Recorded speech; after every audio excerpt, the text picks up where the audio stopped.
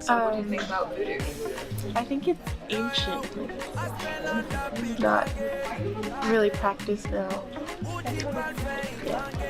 So I don't know. That it came from Africa, and that some people in North America still practice it. Okay, I don't know much about voodoo other than like the whole voodoo doll thing. So when I think of voodoo, the first thing that comes into my head is a voodoo doll and like someone stabbing it, and then the person associated with the doll feels the pain or sensations that the doll is experiencing. Okay, so I think voodoo to be more of things people count as superstition, of what more people think are related to bad things. I've heard a lot about voodoo dolls and how some people would be very superstitious if they saw a black cat, or some people would use voodoo dolls as to scare other people. So voodoo, I've heard a lot in the Louisiana culture where, you know, people associate voodoo with magic spells, like a big cauldron. That's what I think of. You know, you're putting weird ingredients in and you're, you know, mixing it. So I even heard, I think voodoo they talked about in The Princess and the Frog, that movie, right? I think so. So that's why I think of Louisiana when I think voodoo, because of that recent movie. Yeah. I think like in movies a lot it's portrayed as like kind of dark magic, like the dolls, when people like pin it that it hurts the person that the doll is supposed to be made of. But I think there's supposed to be like a good side and like a bad side of it. But mostly it's portrayed as like bad. Alright, I just think it's just dolls like to curse people, basically. I think of black magic that puts a curse on people. Like American Horror Story. Yeah.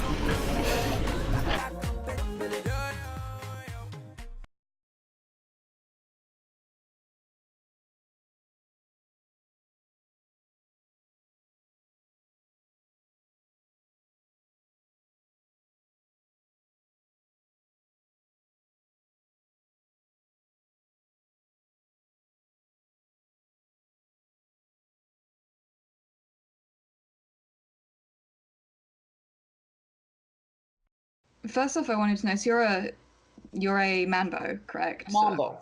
So a Mambo. mambo, M-A-N-B-O, it means priestess in the Haitian Vodou religion. Yes, so I'm a mambo, what's called a mambo asogwe, A-S-O-G-W-E, which is the highest level of initiation. It's kind of like being a bishop in a church, because I can initiate other people. I'm not going to do that for a long time, but I have the authority to do so. So yeah, mambo is a priest, a hungan is a priest. Mambo's priestess, hungan is priest. Okay. The country of Haiti is located in the Greater Antilles archipelago of the Caribbean Sea, on the island of Hispaniola. It has an estimated population of 10.8 million people, the second most populated country in the Caribbean. Haiti generally has a hot and humid tropical climate, with some variation due to altitude. Most modern Haitians are descendants of former black African slaves, and the remainder are of European or Arabic descent, which came to live in Haiti during World War I and World War II, or during the colonial era. Millions of Haitians live abroad in countries such as the United States, Dominican Republic, Cuba, Canada, and many others. And Haiti is also the second oldest independent nation in the Western Hemisphere. During the slave trade that occurred in the 17th and 18th century, many Africans were taken from their homes and forced to work in harsh conditions. Most of the slaves brought to Haiti were from the cultural area of Fon, Iwi, and Yoruba, which is roughly Nigeria, Benin, Togo, and Ghana on today's maps. These cultural areas had a shared ideology of dual cosmos, which is made up of the Nana Bukun, which is the god creator, and the Vodouns, which is the god actors. Since many slaves came from the same cultural area, their beliefs would often overlap and eventually cultivated into one religion, which is Voodoo. Vodun shares its roots with Haitian Vodou. In fact, both Voodoo and Vodun's names originate from the Fon word Vodou, meaning spirit or spiritual power. Vodun has around 1.2 million practitioners in Benin, and as one could imagine, these religions share many common aspects, such as several deities, due to their intertwined roots. However, there are key differences between them. These religions essentially represent two different evolutionary paths of the spiritual beliefs of the indigenous people of the West African region. Those who were enslaved created their own religion as a method of survival in a new world, which was quickly suppressed by Catholic slave owners, leading to Voodoo's syncretizing with Catholicism. Alternatively, the development of West African Vodou lacks the influence of this greater tradition. These religious practices also held another important function of strengthening the bonds between slaves, which created a united front that allowed them to resist in their own indirect ways, and eventually this resistance cultivated into an entire full-blown revolt. Religious leaders such as Bokman Tuti helped organize slaves into rebelling by using religious functions, which also served as a strategic meeting time for slaves to organize their revolt. It also helped empower slaves and keep them believing in their freedom rather than accepting their current situation. This culminated into their victory in 1804, where the slaves were able to free themselves from their masters and establish their own country. Today, many Haitians still practice voodoo today, and indeed has spread to other countries with their own variations of voodoo. However, official charts will often not see it as that such because Haitians will often have no difference between voodoo and Catholicism because they're to them the two are basically the same thing. Divine and powerful, spirits called Loa provide the link between humans and divine. Each Loa is identified with and bound to one of the nations. Nations are classifications of variety, Loa, and rituals based on their origin. There are about 8 nations in Haitian Vodou: Rada, Petwo, Nago, Igbo, Wangol, Senegal, Guinea, and Congo. The largest and most inclusive ones are Rada, home of wise and benevolent spirits that accompanied slaves from Central Africa to the New World, and Petwo, the fierce spirits drawn from the Central Africa and creolized in Haiti, whose rites were born of the rage against the evil fate suffered by the Africans transported to the New World. Rada and Petwo, which although manifest differently, share many common elements. The Rada rites can be traced to Kingdom of Dahomey, Nigeria, Benin, and Togo. They are considered douce, sweet-tempered, while Petwo Loas are considered anme, bitter. Many of the Loa, however, exist endezo, which means they can be served in both Rada and Petwo ritual. Dancing plays a considerable role in Voodoo, a system of movements which brings people and Loa together in a progressive mutual relationship of knowledge and growth. The dances are accompanied by drums, which are the most sacred objects in the Voodoo rites. The intensity of the dancers and the energy that has to surge through them if the Iwa are to manifest is directly related to the abilities of the drummers to both lead and follow the pulse of the dance. It also requires a huge physical and emotional stamina. The making of drums is a ritual process involving various ceremonies of making it worthy of being the repository of Loas. The devotees often bow before the drum and the drummer.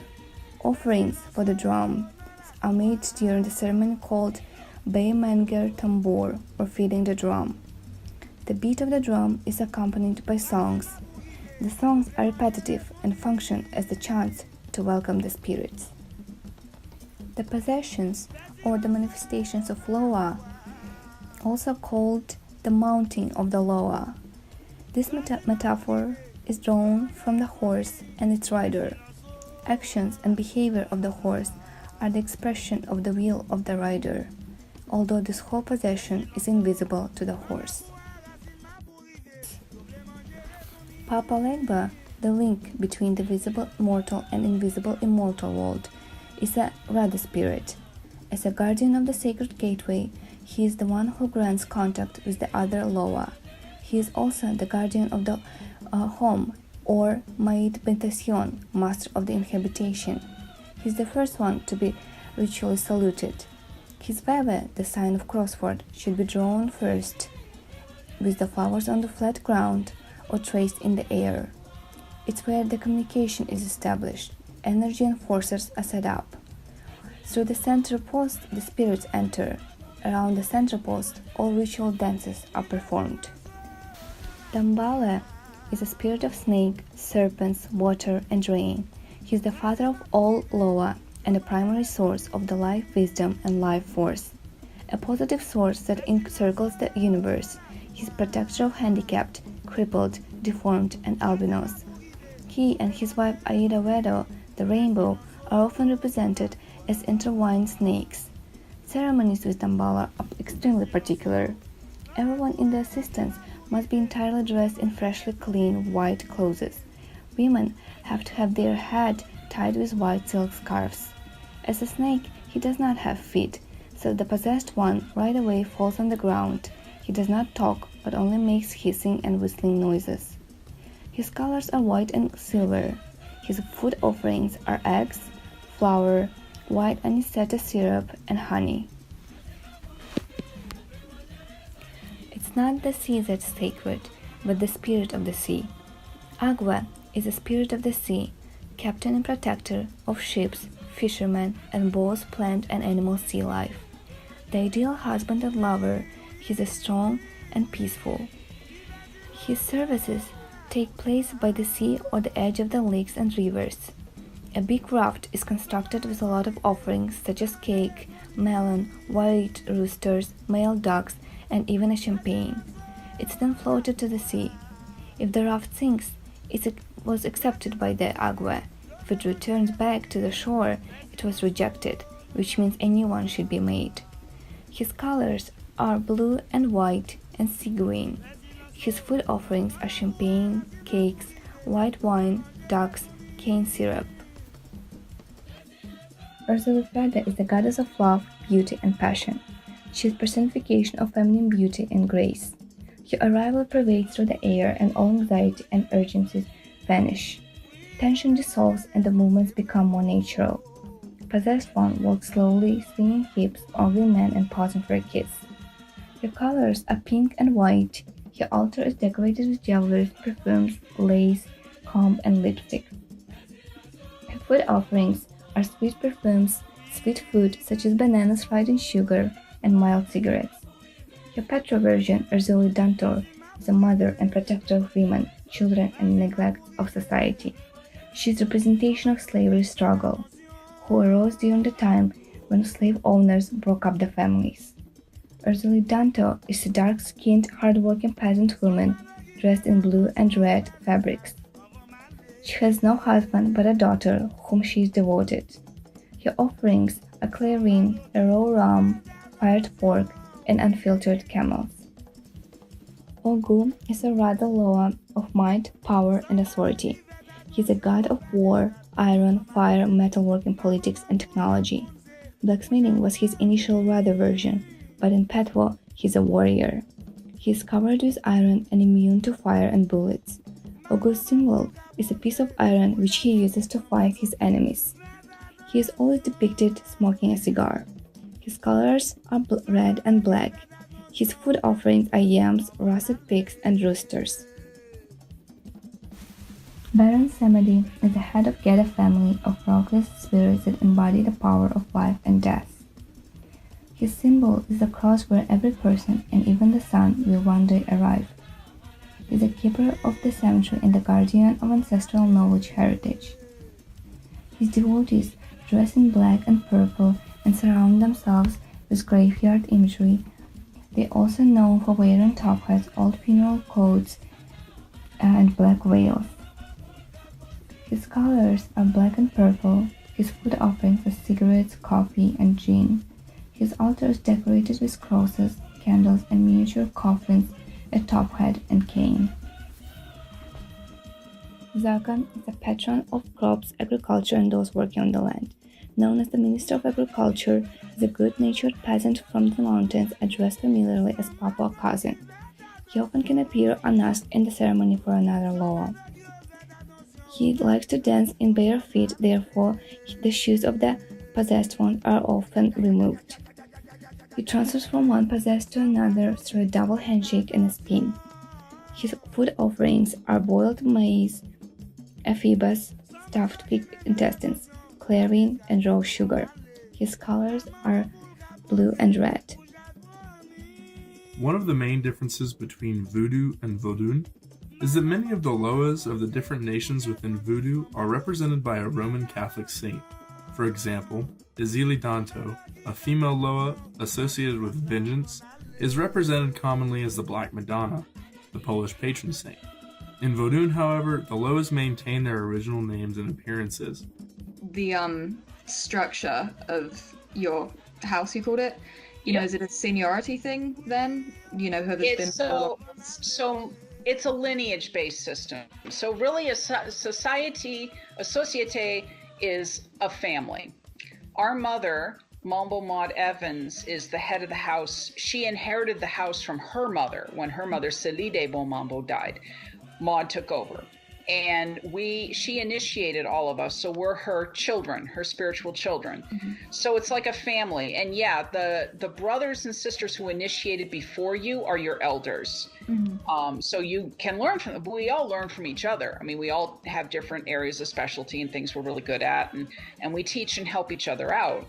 But mommy is the mother. She's the head of the house. So it is a hierarchy, but it's also, you know, it's like a web of relationships. We all, you know, none of us may see each other for a while because we're all busy living our own lives or living in different states. But when it's time to make a party happen, when it's time to serve the spirits, we all get together and we come together as a family. So it's a family structure with a bit of hierarchy thrown in. Yeah. West African Vodun is also more matriarchal than Voodoo. The priests are female, and the eldest mother is considered the head of the family. This is likely due to the supreme creator in Vodun, Mawu, being depicted as an elderly woman and a mother, whereas the creolized supreme god in Voodoo, Bondye, is depicted as a male and as a distant, unreachable figure. One may look at Vodun and say, this is what Voodoo would look like had slavery and Catholic influence not affected its development. When it comes to the greater traditions practiced worldwide, such as Christianity, Hinduism, and Islam, Haitian Voodoo does share some similarities in its practice and structure. Haitian Voodoo emphasizes the importance of a family loa that represents the temperament and fortune of the members of that family. This practice closely resembles the Catholic practice of acknowledging a familial patron saint, which likely explains why many loa are syncretized with the Roman Catholic saints. So, would you say is it Ogu who is the, is he the specific loa that you have a connection to, or are there others? He's the patron. He's kind of like the patron saint of our house. And the thing about Voodoo is that every person has spirits, but they may not all have the same spirits. Like someone may have Ogu walking with them, like in their spiritual court that's around them, but another person may not have Ogu. They may have Dambala, who's another spirit, and one else may have Izili, and you may and everybody has usually way more than one spirit walking with them. And just like people, they can come and go into your life.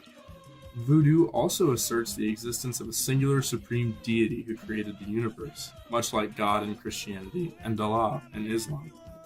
The familial structure and the purpose of the loas also in part resembles the pantheon of gods in Hinduism, in which each manifestation of spirits controls or is responsible for a different aspect of life or nature, and they are all related. These similarities that already existed between Catholicism and the practices brought to Haiti by the slaves made syncretism quite easy, which played a part in Voodoo's survival during the slave period. Despite this, Haitian Voodoo still differs in many ways from the greater traditions. For one, Voodoo asserts that the spirit of one's ancestors remain in the world after they die, whereas most greater traditions believe the afterlife to be one or more separate places that the spirit goes to after death, leaving the earth. Voodoo also asserts the duality of spirit. The life force within the body is split between two portions, one that controls the body and one that controls the mind. Christianity poses that the spirit within the body is part of the all-inclusive spirit that resides in all humans, known as the Holy Spirit. Within most of the greater religions, there exists different sects that practice the religion differently.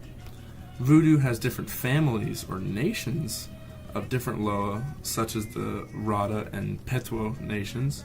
However, each of these nations are contained under the larger umbrella of Voodoo, whereas sects of a different religion separate themselves definitively. It's almost, in Christianity you have, say, like, different sects that have very different opinions on things. So you can have from one house to another different ideals. So, and it depends on geography too, because in the northern part of the country, people emphasize different spirits than they do in the southern part. Like we're in the south of Haiti, and we're a Nago house, Nago. That's like the spirit Ogu is a Nago spirit, and he's the head of our house. He's the main spirit that we serve. We serve the other spirits too, but we're very, he's the head, and different spirits rule different houses. It just depends on the lineage of the house that's in question. A major difference between Voodoo and the greater traditions is that Voodoo is an oral tradition, requiring initiation in order to learn the specifics of ritual and practice, unlike the larger traditions where ancient religious texts often rest at the center of their belief systems, and knowledge of the religion is often spread intentionally to encourage conversion. What was your initiation like? Well, it's called Kanzo, Kanzo. It is it's a process that happens in Haiti. My house is located in Jacmel, which is a city on the southern coast of Haiti. And I went there. I was there for about 2 weeks. The whole initiation, Kanzo, takes 9 days. You're secluded. I can't really go into detail about too much about what happens because it's a secret process, but basically you're secluded for 9 days, and there are ceremonies and rituals done to you and for you. And if you make it all the way through, then you come out and you are kind of reborn as a priest or a priestess. Another contrasting feature is that the moral code of one practicing Voodoo may be centered more around the taboos and practices specifically related to that person's family loa, rather than originating from a set code of tenets or texts. Because of this, Voodoo is more concerned with the ways in which one's actions affect their family and community. This difference can be attributed to the way practitioners also view punishment and judgment. In Christianity, for example, the accumulation of one's sins after death are used to determine their destination in the afterlife, whereas Voodoo operates on the principle that the loas of nature and the spirits of one's ancestors will judge a person throughout their life, inflicting punishment or reward continuously by intervening in the natural world. Essentially, this belief drives practitioners to adopt Voodoo as a lifestyle that dictates their day-to-day actions. In my lineage, I am not allowed to curse someone preemptively. Like, I can't just think, oh, that person, I don't like that person, I'm going to curse them. I'm not allowed to do that. It's against my vows. Now, if someone hurts me, I can defend myself. If someone hurts someone I love or destroys my property or something like that, then I'm allowed to strike back at them. But I can't just preemptively curse. Now, not everybody has those same ethics. There are some people who will do cursing for hire, but it differs house to house. Religious practices within Voodoo also differ heavily from most of the greater traditions. Voodoo is a very dance-oriented religion with many complex rituals that take several days of careful preparation. These rituals often involve offerings and sacrifice, and each loa has his or her preference for such. This is a practice not found in the greater traditions where prayer and going to worship are more commonplace. Religious idols and possession rituals also separate many of the lesser traditions from the greater ones, and Voodoo is no exception. Likely due to its African roots, Voodoo also contains a greater focus on women within the context of religious practice, and the egalitarian inclusion of female priests is another principle that contrasts the male-dominated leadership in the greater traditions. The misconceptions that we sacrifice humans, we don't do that. That we voodoo dolls, that we stick pins in dolls to torture people, we don't do that. That we torture animals, stuff like that. We do perform animal sacrifice, but it's not willy-nilly. People think that we just curse innocent people.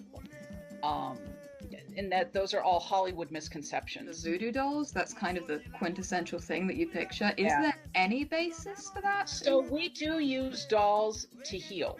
As we use them as targets. Like if we want to heal someone, we can take a doll and say a little cloth doll and say, okay, this is John Smith, and we're going to direct healing energy towards this doll.